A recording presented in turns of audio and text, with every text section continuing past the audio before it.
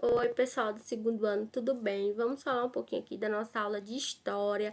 Vamos falar sobre o mundo dividido entre o capitalismo e o socialismo, tá, pessoal? A gente falou ali dos conflitos do século XX, né, na nossa aula passada. Então, vamos falar um pouquinho agora sobre essa divisão que aconteceu no mundo entre os capitalistas e os socialistas, tá? Quando acabou a Segunda Guerra Mundial, o eixo econômico e cultural do mundo capitalista se deslocou da Europa para os Estados Unidos e transformou os Estados Unidos no país mais rico e mais poderoso do mundo, tá? E esse país era ameaçado apenas pela União Soviética.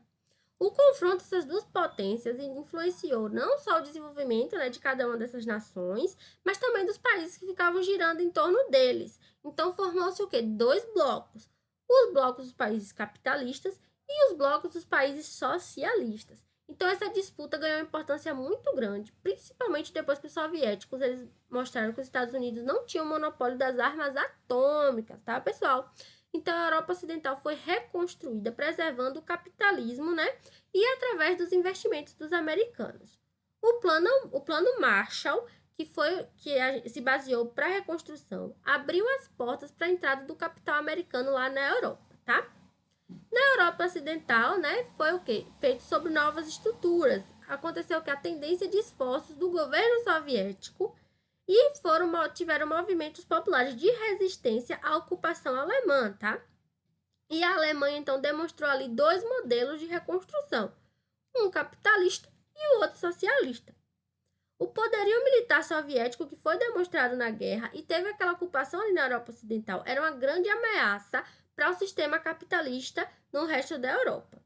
Os Estados Unidos tinham o quê? A bomba atômica e tinha uma posição econômica privilegiada. Então, ele tinha a liderança do mundo capitalista.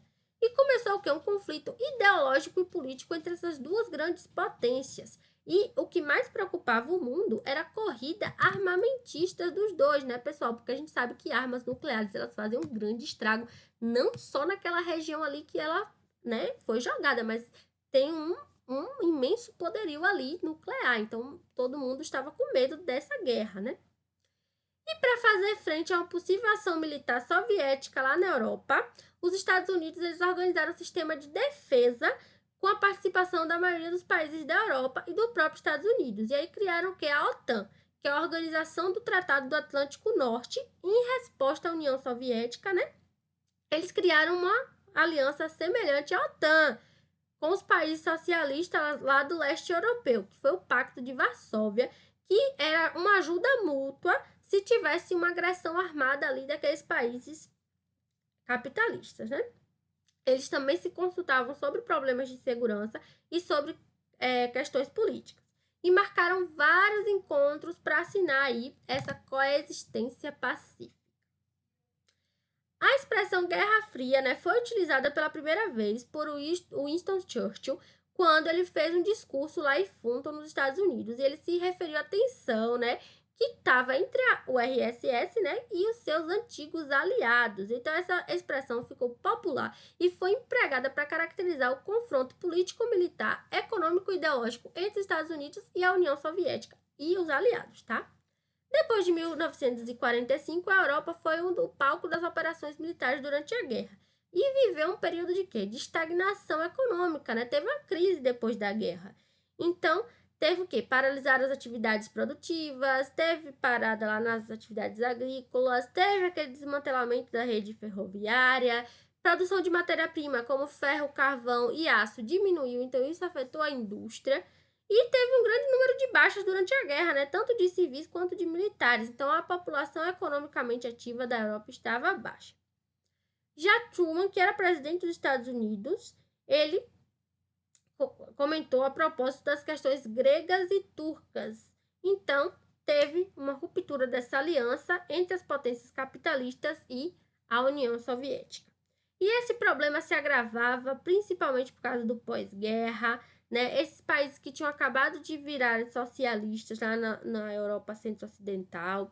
Mao Tse-tung lá na China também era socialista, né? E foi eleito. Então, ainda se acirrou ainda mais essa rivalidade entre esses países e teve a conclusão aí desses dois blocos, né? Os socialistas e os capitalistas. E aí teve alguns fatores que deram início a essa Guerra Fria, né? Que era o quê? O antagonismo político e ideológico, ou seja, cada um tinha ideologias diferentes. Os dois pensavam diferente sobre a forma de partilhar o território e quais seriam suas áreas de influência. Teve a explosão de bombas norte-americanas no Japão, então revelou que os Estados Unidos tinham uma superioridade bélica ali. Tinha pressão da Inglaterra para que os Estados Unidos assumissem a responsabilidade de manter os governos lá na Grécia e na Turquia, que era a região de interesse soviético, porque eram bem próximos ali. E o presidente Truman condenou abertamente o Ocidente, convidou, né, para lutar contra o totalitarismo soviético. Então, aquilo ali foi o estopim para a guerra, né? Tanto a União Soviética como os Estados Unidos começaram a enviar ajuda militar e financeira para territórios que pertenciam antes à França, à Holanda e à Inglaterra, lá na Indochina também, que é a região entre a Índia e a China, na Indonésia e na Malásia, tá? E a partir da década de 50, ainda havia essa resistência entre os dois, tá? E um dos momentos da crise ali foi a construção do Muro de Berlim, que separava a Berlim Oriental da Berlim Ocidental. E também teve o episódio de um avião V2 que foi abatido enquanto estava sobrevoando o território soviético.